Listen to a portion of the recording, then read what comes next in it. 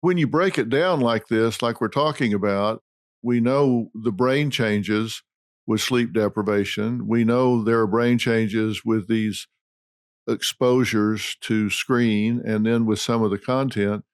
Lassie could figure out that this is a bad combination here, but yet we seem to just keep pedaling right down the road into this, which is why I wanted to do this and have this conversation so parents understood not only does the research say that these dangers are obtaining, but it's not just correlational. If you look at the factors here, the changes in the brain, the social impact with the depression and suicide in response to the hate messages and the, why don't you just kill yourself? You're ugly, you're this, you're that. I suppose we still have to say it's correlational because we can't draw a bright red line from those messages to some 12-year-old girl attempting to take her life or actually taking her life. But it's awfully hard to ignore the juxtaposition of those experiences. And parents just have to pay attention to that. They just can't pretend that's not there. And I think the other thing that I think is important to keep in mind, I said earlier that this has not been by accident. You have big tech and some very sophisticated people that work designing these platforms. And I think it was a blessing when we had Frances Haugen, the Facebook whistleblower. She came out last year and she showed us the internal emails of Meta and Instagram, and their own internal research showed that these platforms were harmful to young people. Suicidality in teenage girls went up 12% in England, 6% in the US. Eating disorders were exacerbated by 17%. Their own internal research said our stuff is toxic. And the internal email dialogues were, should we change the algorithms to make them less harmful? And it was no, because the less toxic the algorithm, the less engagement. And so it was it's a similar thing to the Purdue Pharmaceuticals and OxyContin, where they knew that their product was habit forming and harmful, and yet they sold it anyway. To Big Tobacco, where Big Tobacco knew it was a carcinogen, but they marketed Joe Camel to kids anyway. So that's where I think a curse on their houses, because it's one thing if a company doesn't realize, oops, maybe our product, we didn't realize there was some harms happening, but by their own admission, these were designed to be habit forming. By their own research, they're harmful. So now you have, like it was just in the news 3 days ago, the Seattle school district is suing Meta and Snapchat for harming the mental health consciously of young people. So we as the parents should begin to sort of put up some guardrails and realize that this is a by design, well orchestrated attack on our young people. And our young people, you were saying before when you worked with some Olympic athletes who got burnout after a certain point. Well, our young people are experiencing burnout, but they're in a digital cage that big tech has trapped them in, but it's a sugar-coated cage that they like the taste of. And so they're not saying, I want to check out yet, because even though they're self-destructing and their lives are collapsing and becoming smaller and smaller, they like the taste of the cage that they're in because it's tickling that dopamine there. So they're not opting out yet. I really wonder if B.F. Skinner and some of his colleagues could have ever foreseen how their research on locking people in and resistance to extinction, all of that was going to play out in gambling and gaming and addiction to all of this. I bet you they're turning over in their graves watching how all this is being used to program these toxic elements into these devices. Right. Baked right in. It's baked right in. And the problem is that we as the adults, we're too busy playing Candy Crush we're also trapped in the cage too. So we're not noticing that. I mean, I've got 15-year-old twin sons, identical twin. I've got a natural twin study at home, by the way. I've got identical boys. Yeah, you do. And, and it's interesting. One is more, I delayed, the message I try to give parents is delay, delay, delay. As much as you can delay giving your children these devices, the better shot they have at having a more developed brain and social development to be able to handle them. And the more able they are to develop countervailing activities in their lives. Like you're more likely to, if you have some interest, if you're playing sports or a musical instrument and you've got a social network, you're less likely to fall prey to some of these things. So, the older a kid gets, the more likely they are to have what I call a healthy psychological immune system.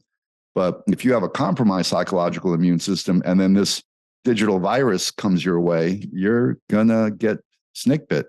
You're so right. And I hope parents hear that. Old sayings become old sayings because they're profound. Like, you're not going to get a hit if you aren't swinging. If your child is involved in sports or choir or arts and crafts, whatever it is, and they're getting rewarded from that, they're going to be less subject to becoming dependent on something like this.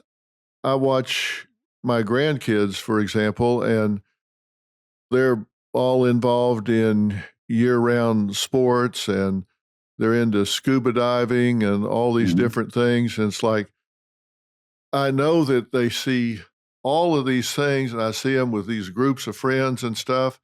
And I think that's really, you said it's an immune system against this because they have so many things that they get paid off from. Right.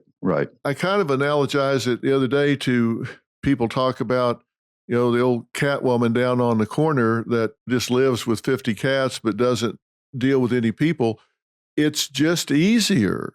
The cats don't require her to take a shower, get dressed, get in her car, go out, meet people for dinner, have a conversation, answer questions, go back and forth. It's just easier to stay home with the cats.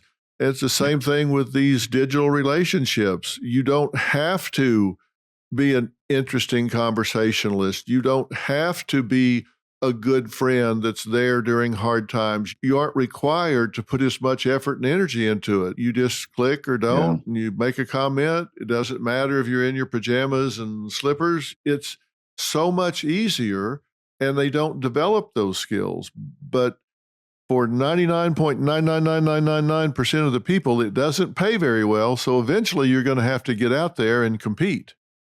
But unfortunately, because I think you nailed it perfectly, that's exactly what happens. All those other activities take initiative and effort. And so, but now we've primed this generation to lean into not putting in the effort, stick-to-itivism, resilience, grit, all those things that we know are important.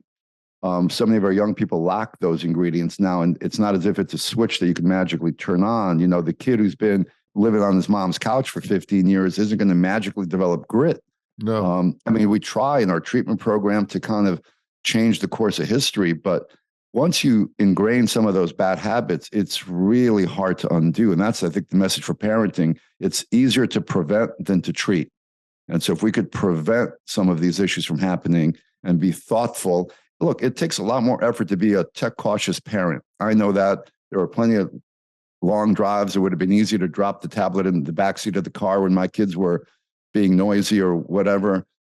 It takes a lot more effort, but at the end of the day, the reward is greater and it's worth the climb because it's easy. And then let's face it, every parent who uses the digital babysitter, they have that little justification. Well, it's educational, baby Einstein. And I was told by big tech, it's good for them. Yeah, they wouldn't lie to you, of course. Oh, and by the way, here's the new model every 6 months for you to buy. Right. Why would Apple lie to us? Right. But I try to tell parents that the way children form their self-image, their level of self-esteem, their level of self-worth is by observing themselves overcome the challenges and obstacles of life. If they see themselves make the choir or make the team or get out there and form friends and go to a slumber party and get by and go to college and get along with a professor they don't like, et cetera, et cetera. They observe themselves do that, and they attribute to themselves the ability to overcome challenges and adversity. Right. And if you don't require that of them, you cheat them out of the ability to observe that in themselves and attribute the traits, characteristics, and qualities to themselves that, hey, I can do this. I can do that. Right. Like you say, it's hard to unring those bells when you've passed those developmental opportunities without seizing on them. And I really worry that we're raising a generation here that's not learning about themselves the way they need to and the way they could. Well, and at the other end of the parenting continuum, you have the negligent parent, but then you have the, the helicopter parent who is also robbing their child of the opportunity to figure things out for themselves because they're bubble wrapping their kid and they're not allowing them to scrape their elbows and to learn from what they're doing. So all those things that you're talking about are exactly spot on. And that's why in our treatment program, what you talked about overcoming obstacles, we do a hero's journey process where we're trying to tell our young people who are stuck in digital escapism that you can be the hero, because most video games are the hero's journey in the digital format. So Right. it's a protagonist, it's an avatar that's overcoming all these fictitious obstacles. And so we tell our young people, you be the hero in your life. What are the obstacles that you need to overcome, that you need to lean into so you can actually feel a genuine sense of accomplishment, not level 43 in fictitious digital game X, So you're exactly right, is how can we help our young people lean into experiences, lean into establishing resilience and grit and failure and picking themselves up and all those things that some parents are uncomfortable with. So, we have to learn a bit too as the parents and how to better do this as well. Well, and a lot of these parents are sitting right next to the kid or in the next room, and they're on TikTok or Instagram and doing the very same thing that the kid's doing. So they feel a little hypocritical if they take too hard of a stand. Right. And that's a problem. But let me ask in closing, Doctor, what is your advice to a parent or grandparent that's listening right now that has input? Their kid has the smartphone. They are on it more than they need to. We didn't go through all the hours, but they're spending more and more time on these things. They are using them. They've heard what we say and they go, wow, we're who they're talking about. What are first steps that you recommend for them to do? And as you say, if it's extreme, they probably need professional help. They probably need your treatment centers. They probably need to be in there. But for those that want to take first steps, what do you recommend? Yeah, I think young kids and teenagers, they don't like being told what to do, right? So if you're sort of that nagging parent or grandparent, you get shut out you become that Charlie Brown teacher, wah, wah, wah, in the background. Yeah. But I've found that kids respond because they don't like to be manipulated, showing them something like The Social Dilemma, that documentary, which pulled back the curtain from big tech, the engineers of big tech saying, hey, this is how we're manipulating you. And I have had young people respond really positively to, what? I'm being manipulated by these people? It's like, yeah, so you're not being a rebel. You're not a rebel. You're a rebel without a cause right now because you're just being monetized and manipulated. And 14 and 16-year-olds respond to that if you show them Right. a well-produced documentary like that can be eye-opening for some of them. Because if you're just going to sort of drone on and on that get off your device, you're going to get shut out eventually. So showing them some of the research, showing them some of the ways that they're being manipulated can be really helpful, in addition to giving them other things to engage in, backdooring some recreational activities, going out for a trip, or if it's camping, or having them join Boy Scouts or Girl, any kind of experience that can backdoor in less time on screens. Without even doing it overtly. They don't even have to know that that's what you're doing. Can be helpful.